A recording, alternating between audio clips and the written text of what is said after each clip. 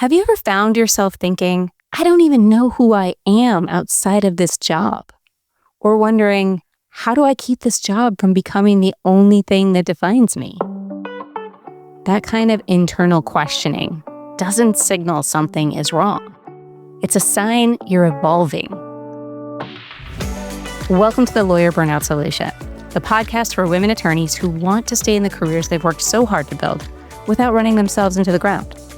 I'm Heather Mills, and every week I'll share the tools, strategies, and mindset shifts you need to reclaim your energy, confidence, and career. This is the third episode in our What If It Gets to Be Good series, a 3-part invitation to lead your career and your life from thriving, not surviving. In episode 1, we explored desire, how to reconnect with what you actually want, even if that voice feels quiet right now. In episode 2, we looked at how we define success and shifting from proving yourself to trusting yourself so that success actually feels good. And today we're talking about identity, not the one that lives in your LinkedIn profile, but the deeper one, the you who existed before you ever had to track your life in 6-minute increments. This is about no longer building your worth on your role as a lawyer and about building your self-worth from the inside. So let's start with something a lot of us feel but rarely say out loud.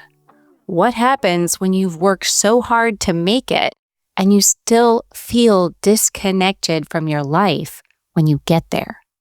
You've followed the map, achieved what you set out to achieve, and yet there's still that question.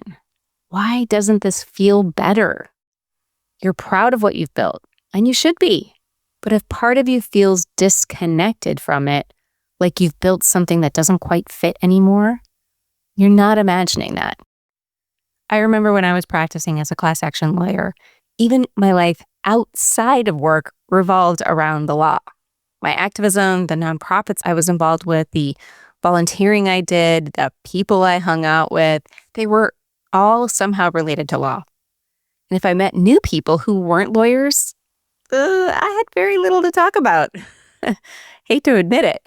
But at the time, I didn't think much of it. It just felt normal. But looking back, it was a sign of how much my identity had narrowed without me even noticing. And here's what research shows. When lawyers, especially women, tie their identity so tightly to the role of lawyer, every stressor or setback stops being just work stress. It feels personal. Your worth, your competence, even your belonging all get run through the filter of your career. That hyper-focus can create a toxic cycle. The more narrowly you define yourself by your job, the more vulnerable you are to burnout and disconnection. Law rewards the belief that achievement equals identity. Do more, prove more, earn more, be more impressive, be more needed. It's seductive, and it works until it doesn't. Because one day you hit a goal, and instead of feeling fulfilled, you feel flat. You built a whole life around being high achieving, high functioning, and highly respected. But somehow it doesn't reflect who you really are. And that's when the discomfort shows up. Thoughts like, am I wasting my potential if I don't want to slow down? Shouldn't I be more grateful? What would it mean if this isn't what I want anymore? Those thoughts aren't the truth. They're just well-rehearsed narratives from a patriarchal, prestige-driven system that taught you to earn your value through output and perfection. And they keep you hustling for approval instead of living from your own center. So how do you step outside of that trap? For me, and for so many of my clients, it starts with remembering this metaphor, which if you listen to episode 2 in this series, you might remember because it struck a chord for many of you. Here it is. You're the painter. The values, creativity, purpose, care, meaning, that all lives in you as the painter. The job is just one place where you express it.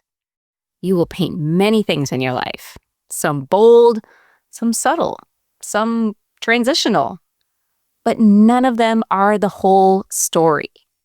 Psychologists call it over-engagement, when your entire sense of self revolves around work and you start neglecting the other parts of life that make you whole. It's a straight line to emotional exhaustion. Lawyers who keep some autonomy, who remember they're more than the job, report more resilience and less burnout. When your sense of identity doesn't rest entirely on your job, everything gets lighter. You can choose work that aligns with your values, not just your resume. Leave roles that no longer fit without it meaning you failed. Stay where you are, but finally paint in your own colors. Your career doesn't give your life meaning. You bring the meaning to your career. And in the same way, your career doesn't make you feel worthy or make you enough or make you a good person. You create all of that from the inside. If you want to start exploring that without making any big moves yet, here's something you can try. Take 5 minutes to yourself and ask yourself, what do I want to be known for beyond my job title? What qualities do I bring with me, no matter the role? Where in my life do I feel most like myself right now? You don't need to fix anything or force an answer. Sometimes the first answer is just noticing what's missing or how hard it feels to even ask.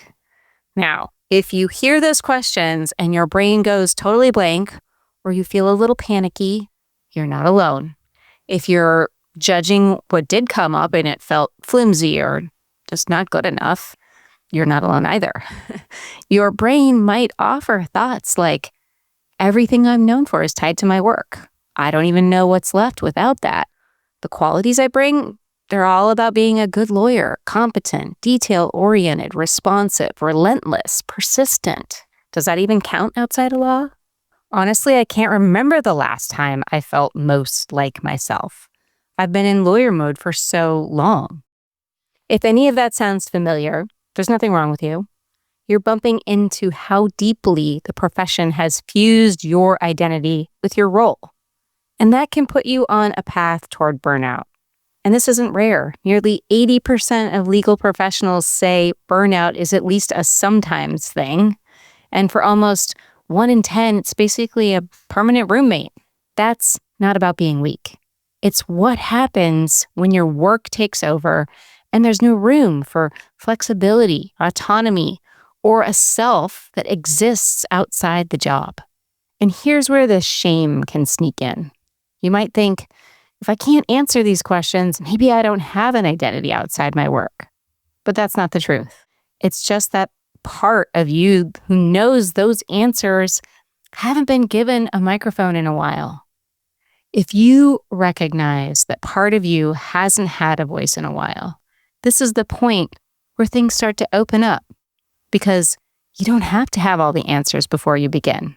The first step to reclaiming your center isn't to have the perfect answer. It's to notice where you've lost touch with your answers.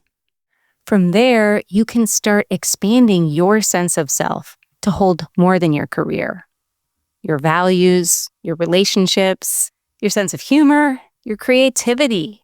When your identity can hold all of that and more, not just your job, you stop living in a constant state of over-engagement and start creating space for resilience, joy, and self-trust.